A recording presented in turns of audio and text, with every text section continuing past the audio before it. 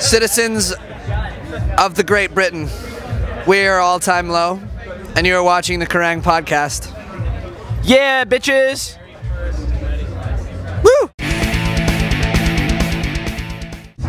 Jack, Alex, All Time Low. Yes. How was your set today at Reading? It was quite eventful by the looks of things. Yes. It was fucking awesome.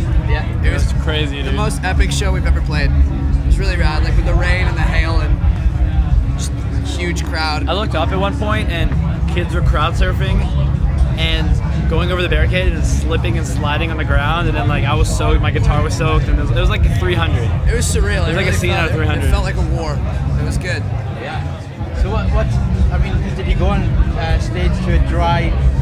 Yeah, we went on completely dry. It was funny. It was cloudy, but it didn't look like it was gonna downpour like that. Then, sure enough, out of nowhere, it just went nuts. Yeah. And as soon as we get off stage, it's bright and sunny, so we pissed someone off. Yeah. Is there any sort of safety concerns when you're playing an electric guitar in sort of a storm? I don't think you think about it when you're on stage. I certainly didn't. I think the show can go on until there's lightning. Right. And That's what your crew's there for. Yeah, since the entire stage is made of like metal, I guess when it starts lightning, you kind of have to. We're not gonna stop for anybody. Yeah, not even lightning. Would that be the ultimate way to go out, though? It'd be huge. Yeah. I was hoping I'd get struck. I'd go down a legend. Awesome. So how did today compare to Leeds? It was awesome. I think both shows were great. The crowd yesterday was insane as well. But I mean, I hate to do it, but I have to give it to Reading, just because of the weather and the environment and everything. It made it so epic. Yeah. It's really cool. Because on the screens, everyone could see the crowd didn't disappear and people were. It was awesome. Yeah, it's quite a lot of people just in bras, and that was just the men. Great. So yeah. Nudity, wet nudity. It's all you can ask for. A lot of boobs. A lot of boobs today. A lot of boobs. Yeah. So how many pieces of underwear ended up on stage today? Not enough, because the crowd is so far away. Right. There's no way to get the underwear up there. Do you think security have just got lots of knickers and stuff on their shoulders? Yes. Cool. So you've been quite busy in the studio of late. How's the new album going? It's great. We're almost done. We have a few songs left to complete.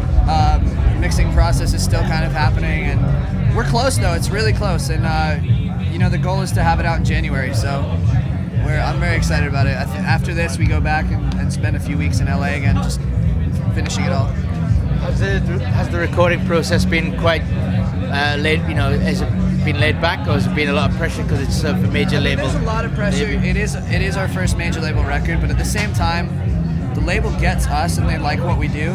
There hasn't been any demand for us to change or anything like that, so there hasn't been any weirdness. And Also, this is like our fifth album in our lives. So Yeah. This is really just about it's really just been about honing in on what we felt like we do best, and pushing ourselves this time. We felt like with the last record, although I love the last record, I felt like we sort of missed a few marks that I was shooting for, and this time we pushed ourselves, which I'm really happy about. Yeah. So is there anything that's going to surprise sort of long-term fans of the band? I think so. I mean, there's a lot of surprises. There's a lot of things that are different about this record that we've never done before, but at the same time, it still sounds like All Time Low, which I'm really happy about. Yeah. So can't complain. So once the album's out, because you've got a good relationship with the UK, are there any plans to hit the island first? We will be back in February, I believe. Yeah, February, March. We try to hit the UK about 3 times a year. Yeah. It's one of our best. It's our best market next to the States. Yeah, this place takes such good care of us. So It's the only place in the world where we have a radio single. Right. So what? Even the US is. We've had a bit of radio in the US, but it's just different. It's very different, Here you get on Radio 1 and it's kind of like, that sets the standard, and Kerrang Radio really helped us out. In the States, every state has 8 different stations, so it's hard, It's a battle. Hopefully this time around we'll do it. This band has always, this band hasn't really been about radio though. It's been more about touring and building it up slowly. So.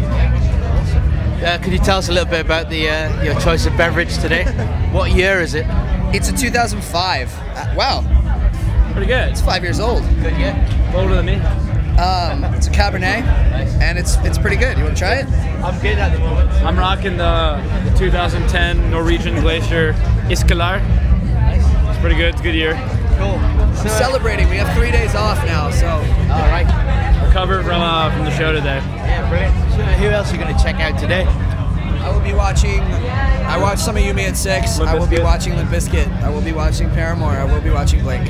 Brilliant. Cool. Well, thanks for joining us on the Kerrang podcast.